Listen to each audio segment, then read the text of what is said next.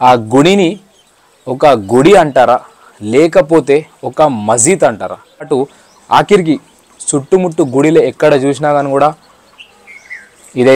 జై శ్రీరామ్, సత్ శ్రీ అకాల్, ఆదాబ్, welcome back to our channel. నేను మీ హరీష్, మీరు చూస్తుంది హరీష్ దుబాయ్ వ్లాగ్స్.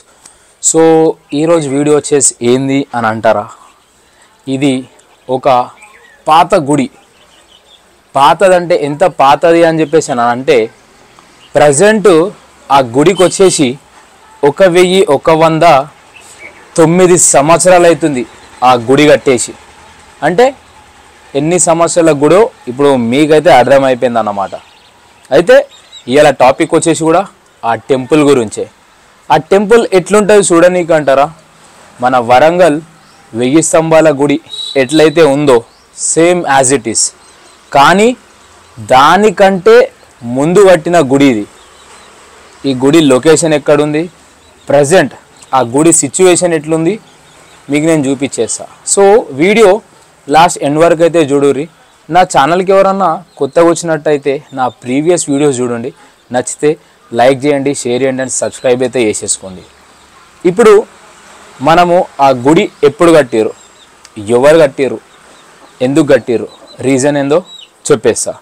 ఈ గుడి వచ్చేసి 915వ సంవత్సరంలో కట్టారు. అంటే 915th సెంచరీలో ఈ గుడి అనేది కన్స్ట్రక్షన్ అనేది చేసిరు.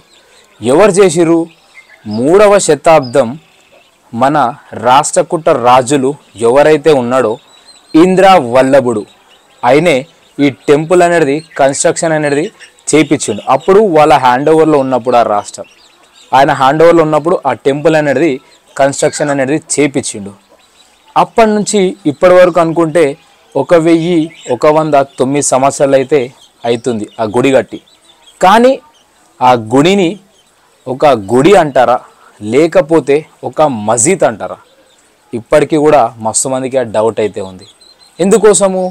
ఎందుకంటే ఆ గుడి వాళ్ళ హ్యాండ్లో ఉన్నప్పుడు బాగానే ఉండే, కొన్ని రోజుల తర్వాత ఆ గుడి అనేది మొత్తం ఎవరు పట్టించుకోలేరు దాన్ని. ఆ గుడి సిచ్యువేషన్ వచ్చేసి మరీ ఘోరంగానైతే అయిపోయింది. ప్రజెంట్ ఎంత ఘోరం అయిపోయింది అని అంటే ఆ గుడిల్నే అవారాపురాణంలో అందరూ సిగరెట్ తాక్కుంటా, మందు తాక్కుంటా, ఇవన్నీ చిల్లర కథలు అయితే పడుతున్నారు. అదే కాదు, దాంతోపాటు ఆఖరికి చుట్టుముట్టు గుడిలో ఎక్కడ చూసినా కానీ కూడా ఇదైతే పోతురు. అంటే అది మన గుడి కాదా? ఎన్ని సంవత్సరాలైనా కానీ అది మన గుడే. సో కాబట్టి నేను ఈ వీడియో తీయడానికి కారణం ఏంది అని అంటే, ఎక్కడెక్కడనో ఉన్న గుడిలన్నిటిని పట్టుకొని మనం గుడిని ఇట్లా చేయాలా అట్లా చేయాలా అని చెప్పేసి అని అనుకుంటున్నారు. 1000 సంవత్సరాలు ఉన్న ఒక గుడిని మనం ఎందుకు మళ్ళీ దాన్ని రీకన్స్ట్రక్షన్ చేయలేకపోతున్నాము? దాన్ని ఎందుకు మళ్ళీ పాత ప్రీవియస్ లాగా ఎందుకు చేయలేకపోతున్నాం? ఎందుకోసము అంటే అక్కడ ఆ బోధనలో ఉన్న పబ్లిక్ ఏంది అని అంటే ఆ గుడిని మళ్ళీ రీకన్స్ట్రక్షన్ చేయాలి అని చెప్పేసి అని అందరు అనుకుంటున్నారు. కానీ కొంతమంది దానికి అడ్డుపడి ఎవరు దాన్ని ముందుకు సాగనిస్తలేరు. ఇంకొకటి, బోధనలో ఉన్న ప్రతి ఒక్క చిన్న పిల్లగా నుంచి పడితే ముసలోన్ వాక ప్రతి ఒక్కరికి తెలుసు దాన్ని ఏమంటారు అంటే, అది మనం గుడి అని అంటున్నాం. కానీ ఎవరైతే అక్కడ ముస్లిం వాళ్ళు ఉన్నారో దాన్ని పత్తర్గా మసీద్ అని చెప్పేసి అని అంటారు. ఎందుకోసము అని అంటే దాన్ని ఎప్పుడైతే మన వాళ్ళు యూజ్ చేయకుండా దాన్ని వదిలేసిర్రో అప్పుడు దాన్ని వాళ్ళు మసీద్ లాగానైతే దాన్ని వాళ్ళు కన్వర్ట్ చేసుకున్నారు. సో అందు గురించనే ప్రతి ఒక్కరు దాన్ని పత్తర్గా మసీద్ అని చెప్పేసి అని అయితే అంటారు. వాళ్ళు ఎప్పుడైతే పత్తర్గా మసీద్ అని అన్నారో లోపటున్న మన దేవుడి విగ్రహాలు, మన స్తంభాల మీద ఉన్న దేవుడి విగ్రహాలు, వాటిని అన్నిటి మొత్తము ధ్వంసమైతే చేసేసారు.